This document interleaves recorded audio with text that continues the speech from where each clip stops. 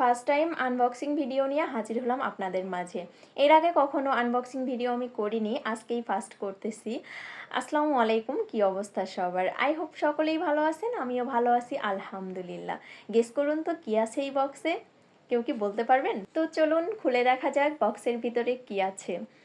আমিও অনেক বেশি এক্সাইটেড এটা দেখার জন্য যে আমি যেটা অর্ডার করেছিলাম সেটা ঠিকঠাকভাবে পেয়েছি কি না। চেক করে নেওয়াটাই উচিত। আপনারা সবসময় পার্সেল চেক করেই নেবেন, আমিও সবসময় চেক করেই নিই। ভাবলাম আজকে একটু আপনাদের সাথে শেয়ার করি আমি কি অর্ডার করলাম। তো দেখুন তো কি আছে, বলতে পারবেন কেউ? গেস করতে থাকুন আর আমি আনবক্সিং করতে থাকি। তো একটু একটু দেখা যাচ্ছে, কেউ কি বুঝতে পারছেন নাকি? এখানে আছে আমার ইমোশন, এক বক্স ইমোশন। মানে এগুলা কার কাছে কেমন লাগে জানি না, আমার এগুলা হচ্ছে ইমোশন। আমার এত বেশি ভালো লাগা কি বলবো। একটা পেজ থেকে মানে আমি হচ্ছে রিজনেবল প্রাইসে এই সবগুলো ফ্লাওয়ার্স পেয়েছি, যে কারণে আমি সস্তায় বস্তা ভরে কিনে ফেলেছি, যেটাকে বলে একদম সস্তায় বস্তা ভরে নেওয়া। যেই হোক, মানে মার্কেটের তুলনায় বা অন্যান্য পেজের তুলনায় এই পেজটাতে আমি অনেকটা রিজনেবল প্রাইসে পেয়েছি, যে কারণে হচ্ছে অনেকগুলো একবারে অর্ডার করে ফেলেছি। এখানে ছিল হচ্ছে 2টা ফ্লাওয়ার ঝাড়। ঝাড় 2টা অনেক বেশি সুন্দর ছিল, কোয়ালিটিও অনেক ভালো ছিল। আর এখানে ছিল হচ্ছে লতা। লতা ছিল প্রায় 6টার মতো, 3টা কালার, সবগুলো ডাবল ডাবল করে নেওয়া হয়েছিল। তো অনেকগুলো ফ্লাওয়ার্স।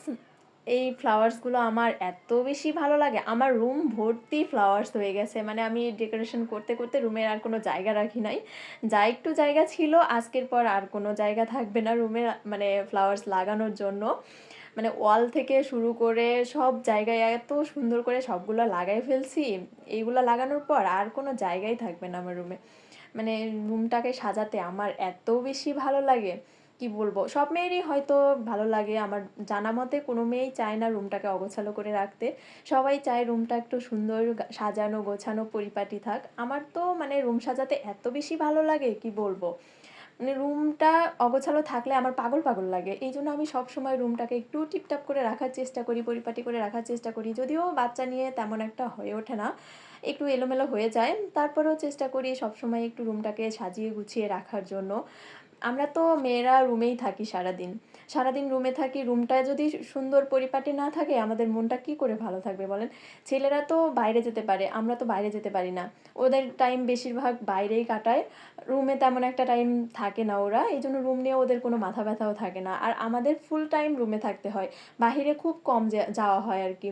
সেই জন্য মনে হয় রুমটাতে যদি একটু অন্যরকমভাবে সাজিয়ে গুছিয়ে পরিপাটি করে রাখা যায়, নিজেকেও একটু মানে ভালো লাগে, নিজের মন থেকে আলাদা একটা শান্তি কাজ করে যে রুমটা পরিপাটি আছে, সুন্দর আছে।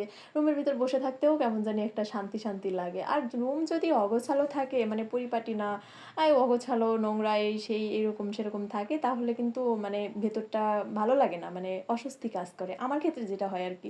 আর সবার কি হয় জানি না, আমার ক্ষেত্রে রুমটা অগোছালো থাকলে অস্বস্তি লাগে। আর একটু সাজানো গোছানো পরিপাটি থাকলে অনেক বেশি ভালো লাগে।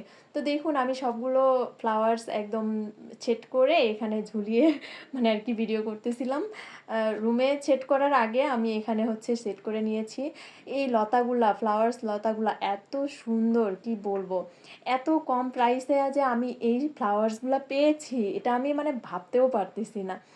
মানে এত সুন্দর ছিল, মানে যেরকম অর্ডার করেছিলাম ঠিক সেম টু সেম পেয়েছি। অনেক সময় অনলাইনে কিন্তু সেম টু সেম প্রোডাক্ট পাওয়া যায় না, বাট আমি একদম সেম টু সেম পেয়েছি। একদম অনেক সুন্দর ছিল মাশাল্লাহ। ফ্লাওয়ার্সগুলো এত সুন্দর, রুমটাকে সাজানোর পর হয়তো আবার আপনাদের সাথে শেয়ার করতেও পারি, নাও করতে পারি। তো ততক্ষণ পর্যন্ত সবাই ভালো থাকবেন, সুস্থ থাকবেন, আর আমাদের জন্য দোয়া করবেন। আর কে কে আছেন আমার মতো এরকম রুমটাকে ডেকোরেশন করতে পছন্দ করেন, কমেন্টে অবশ্যই জানাবেন।